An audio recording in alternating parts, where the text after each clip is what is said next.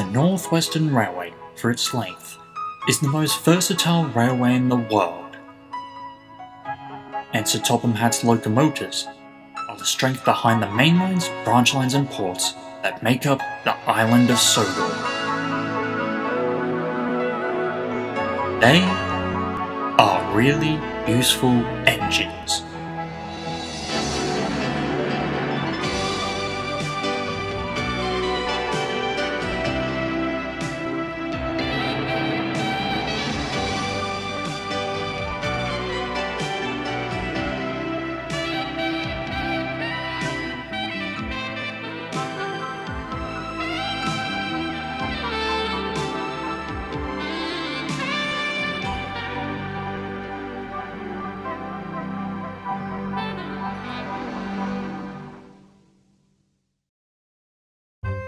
Gordon's repairs had been finished after his accident, and he came back to work feeling most splendid. Miraculously, Sir Topham Hatt had left him off the hook, but had given Gordon a stern warning that goods trains in the express were not to be pulled at similar speeds. As Knapford Station glistened in the morning sunlight, he backed down onto his long line of coaches, longer than usual due to the extra demand. Ah, it's good to be back. I miss a good long dash down the line. Unfortunately for Gordon, his hopes of a smooth journey were dashed. And as Gordon tried to start off, his wheels just skidded and slipped. The extra weight of the coaches didn't help. Come on, come on, come on, come on, come on, come on, come on, come on, come on! Gordon was frantic. Though the driver couldn't shut off steam, neither Gordon nor his train budged. His driver pulled every trick he knew, and so did the inspector, but it was no good. The Fat Controller came to see what all the ruckus was about. He said some things to Gordon, but they were carried away by the screeching of wheels and hissing of smoke.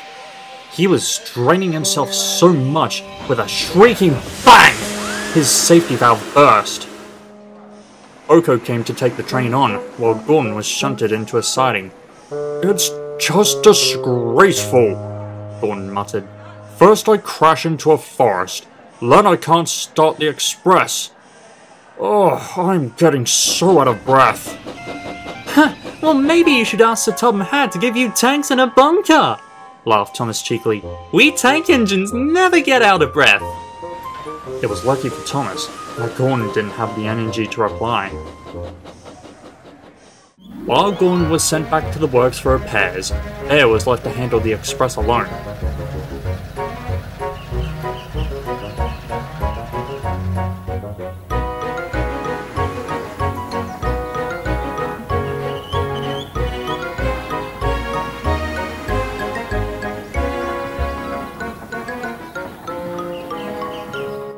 However, on the day Gordon was due back, Bear fell ill too. The situation is dire, sir, said the inspector. Henry has been delayed with the flying kipper, and James isn't due back until this afternoon. We don't have any other engines to spare, only Thomas, but he can't pull the train alone. Could Jock help? We've had 2 tank engines pull the express before. Extra coaches have been added to the express to meet demand. That won't be possible. 2 of them with Percy might be able to manage though, but it will be hard work.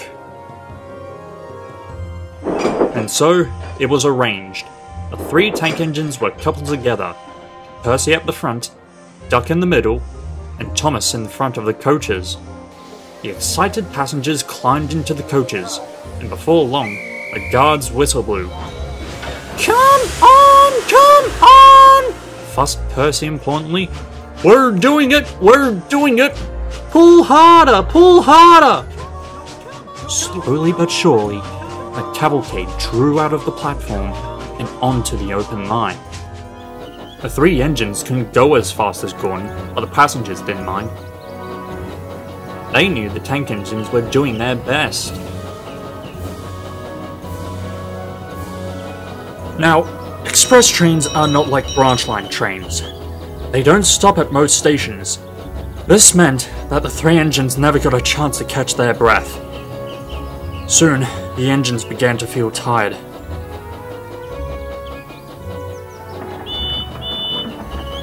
They reached Edward's station and stopped for a rest. Nearby, Edward was backing down onto old slow coach. Edward, are you going to be taking coach out today? Can't you be a back engine and help us climb the hill? I'm sorry, Thomas, Edward sighed with an apologetic look, but I have to make up for lost time. I was filling in for you on your branch line this morning, and the charity event this afternoon's already been delayed considerably. Do your best to climb it. Only advice I have to give is to take it steady. Can't stay to talk. Good luck.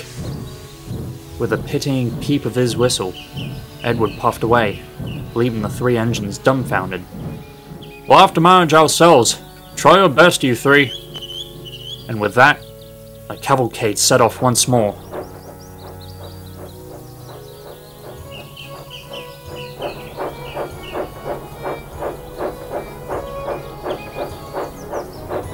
They surged ahead, struggling up the hill, but the strain was beginning to show. We're getting there. Nearly there. We see the top! We see the top! We're getting there. I don't feel so well. Something's wrong. Go on. You can do it. At last, tired but triumphant, they reached the top and began coasting down the other side. Oh, I'm glad we didn't stick there. Sighed Thomas with relief. Gordon wouldn't have let us hear the end of it. They had spoken too soon. The ordeal had proven too much for poor Percy. His driver whistled to warn the others, and the cavalcade came to a halt. We can't take you off here, Percy. Do your best to keep your brakes off. It's not much further to the workstation.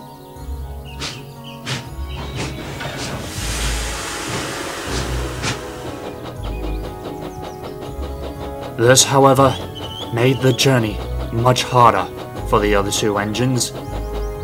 As the works grew closer still, they used every last ounce of strength and steam to summon a last valiant effort to reach the station.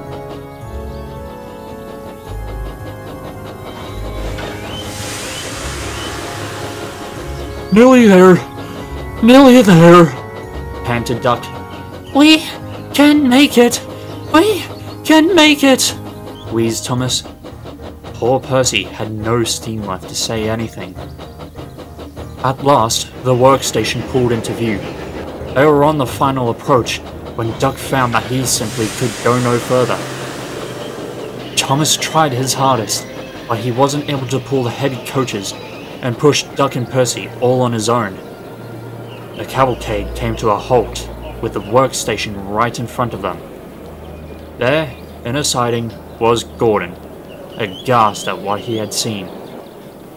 The fat controller had been in one of the coaches, and came to tell the engines how proud he was of them. You have all done your best, and I'm very proud of you. You may go and rest, and we'll all get a new coat of paint.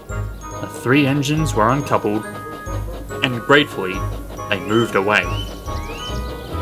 Gordon saw the red cheeks on their faces. He smirked at Thomas, took 3 deep breaths, and winked cheekily. Thomas knew exactly what he meant.